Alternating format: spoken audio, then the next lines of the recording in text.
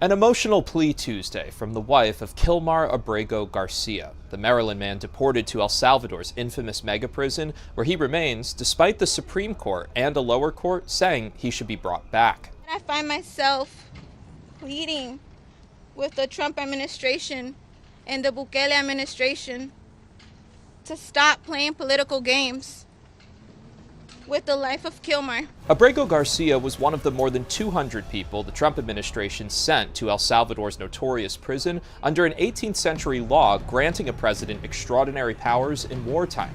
He was living in Maryland illegally, but had been given protective status by an immigration judge in 2019 to stay in the U.S. with his American wife and children. A government informant once accused Abrego Garcia of being an MS-13 gang member, but he has always denied it, and no additional evidence has emerged. The White House press secretary repeatedly claimed Tuesday that he is a gang member and a terrorist whose deportation was inevitable. There is never going to be a world in which this is an individual who's going to live a peaceful life in Maryland because he is a foreign terrorist and a MS-13 gang member. Former federal prosecutor Lindsey Barron says that has not been determined by a court of law. If the government wanted to prove he's a gang member, again, there's a process for doing that. You hold a hearing, you put up evidence, a judge makes a finding.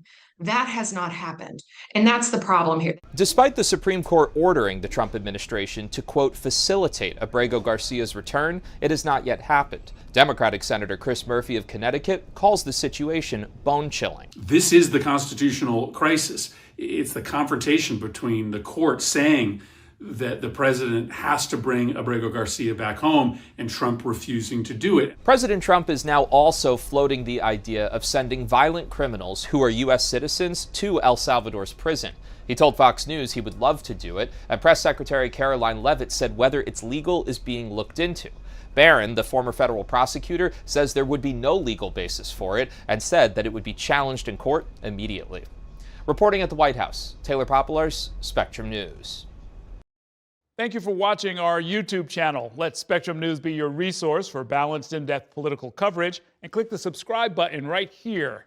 You can also download our app or watch us on TV to learn more about the candidates, where they stand on the issues, and more. We'll see you then.